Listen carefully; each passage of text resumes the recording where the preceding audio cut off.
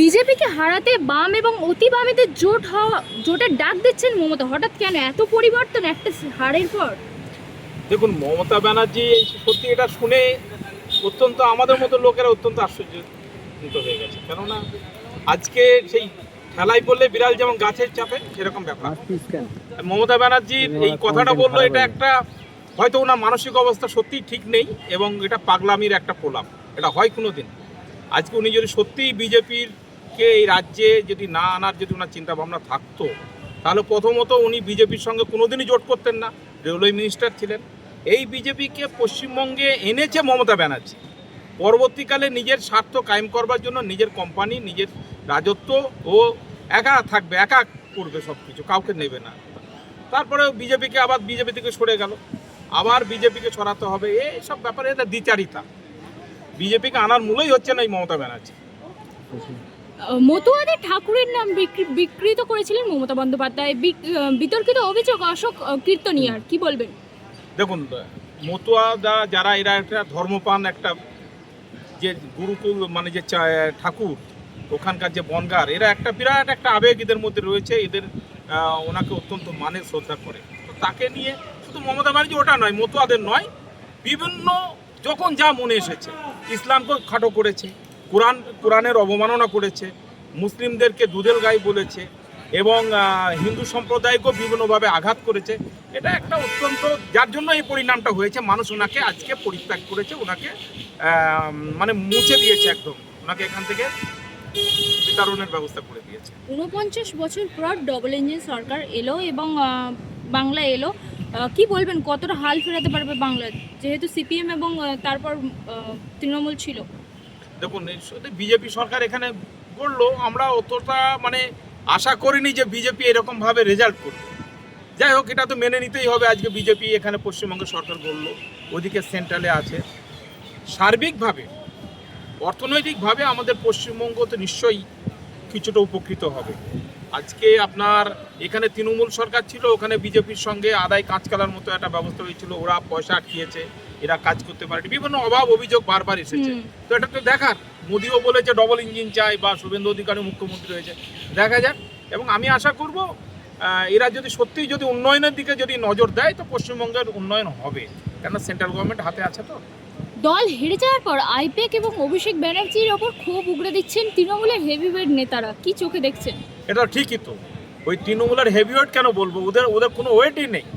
ওদের যদি সততা থাকতো তাহলে ওরা এই ধরনের কথাটা আগে কেন বলেনি। এখন ব্যাপারটা হচ্ছে, অভিষেক ব্যানার্জি এর আগের ইলেকশনে 2021 সালে সফল হয়েছিল, তার তখন অভিষেক ব্যানার্জি খুব ভালো ছিল। এখন আবার অভিষেক ব্যানার্জি হেরে গেছে। আর সর্বোপরি দলটা, তৃণমূল দলটা তো আর তৃণমূলের লোকের মধ্যে ছিল না, এরা আইপ্যাকের হাতেই ছিল। এটা কোম্পানি, আইপ্যাকটা একটা কোম্পানি, সে কোম্পানি পরিচালনা করত। আর যারা এইসব হেভিওয়েট বলছেন, এরা ছিল কর্মচারী, এদের কোনো দু পয়সা মূল্য নেই। এখন হেরে গেছে, পিঠ বাঁচাবার দায়ে এই সমস্ত কথাগুলো বলছে, ওরাও দায়ী। লোকসভা ভোটে পূর্ণ সমর্থন জানাবে বিজেপিকে হুমায়ুন কবিরের দল, অর্থাৎ এজিইউপি, কি বলবেন?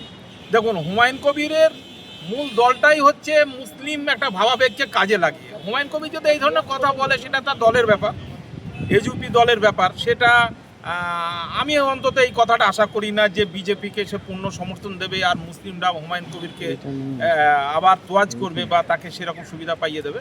এটা হয়তো ঠিক নয়। আবার হুমায়ুন কবির এই কথাটা বলেছে, এটাও ভাবতে হবে যে হয়তো আবেগের বা রাগের, তৃণমূলের ওপরে এত রাগ, তৃণমূল যেভাবে ওকে অপমান করেছে, লাঞ্ছনা করেছে, বারবার ওনাকে বিড়ম্বনায় ফেলার চেষ্টা করেছে, পুলিশে হয়রানি করেছে, সেই রাগ থেকে হয়তো এটা বলেছে। তবে এটা হুমায়ুন কবির যদি এই কথা বলে, তাহলে এটা ঠিক নয় আর কি। আমরা বিরোধী দলনেত্রী হিসেবে এর আগেও দেখেছিলাম মমতা ব্যানার্জিকে এবং খুব ভালোভাবে দেখেছিলাম তখনকার টাইমে, কিন্তু এখন বিরোধী দলনেতা হিসেবে তৃণমূল বসাচ্ছে শোভনদেব চট্টোপাধ্যায়কে। মমতা ব্যানার্জির কি এরকম, মানে মমতা ব্যানার্জির মধ্যে কি শোভনদেব চট্টোপাধ্যায় উঠে আসবেন? দেখুন, শোভনদেব চট্টোপাধ্যায়ের যে কথাবার্তা বা চলাফেরা, উনি আনফিট। আর মমতা ব্যানার্জি তো মেন্টালি আনফিট হয়ে গেছে। তো সেই ধরনের একটা ব্যাপার নিয়ে দলটা থাকবে না। আমার যে মনে হয় আগামী কিছুদিনের মধ্যে যে কটা এমএলএ জিতেছে, তার মধ্যে হয়তো বেশিরভাগ এমএলএরা বিজেপিতে নাম লিখিয়ে দেবে, আর দলটা অস্তিত্ব সংকটে পড়বে, বিরোধী দলের তকমাটাও হয়তো চলে যাবে। এটা সাময়িক ব্যাপার, মানে কি বলবো আর কি। খারাপ লাগছে তৃণমূলের চোখে কথা। ঠুলি বেঁধে থেকো না, কান দিয়ে দেখো না। অভিষেককে নিয়ে মমতা ব্যানার্জির ধৃতরাষ্ট্র সম্বোধন, ফিরহাদ হাকিম কন্যার কি বলবেন? এখন এরা তো স্বার্থান্বেষী, স্বার্থের জন্য আজকে এই অবস্থায় তারা যখন দলের বলছে, নিজেকে সৈনিক বলছে, তো সেই সময় দল যখন ভরাডুবির অবস্থায় চলে গেছে তখন এদের এই ধরনের মন্তব্য করা উচিত নয়। আজকে দল যখন আজ কঠিন সময়ের মধ্যে দিয়ে যাচ্ছে, সেই সময় ফিরহাদ হাকিমের কন্যা বা ফিরহাদ হাকিম বা অন্যান্য যারা সুবিধাটা নিয়েছে, মেন সুবিধাটা, তারা এই ধরনের মানে তাদেরকে বলবো স্বার্থপরতার একটা কথাবার্তা, এটা ঠিক বলেনি ওরা। কোশ্চেনটা করো, ওই কোশ্চেনটা আনিসেরটা করো। শুনলাম হ্যাঁ নতুন আইনমন্ত্রী হতে চলেছে প্রস্তুত পাচ্ছে। এই জায়গা দাঁড়িয়ে কালকে আর বাংলা একটা চ্যানেলে দেখলাম অভয়ের মা বলছে তিনি ন্যায় বিচার পাবে, এবং মুখ্যমন্ত্রী বলছে সবার প্রথমে অভয়ের বিচারটা হবে। তাহলে আনিস খান বা আবু সিদ্দিক তার বাড়ি থেকে তুলে এনে পিটিয়ে হত্যা করলো ঢোলা থানা, বা আরিয়ান বিশ্বাসকে প্রকাশ্য খুন হলো, বা বিশ্বজিৎ মুন্ডাকে প্রকাশ্য উত্তর চব্বিশ পরগনা মালতীপুর স্টেশনের পাশে পিটিয়ে হত্যা হলো, এগুলো বিচার হবে না কেন? কি বলবেন আপনি আইনজীবী হিসেবে?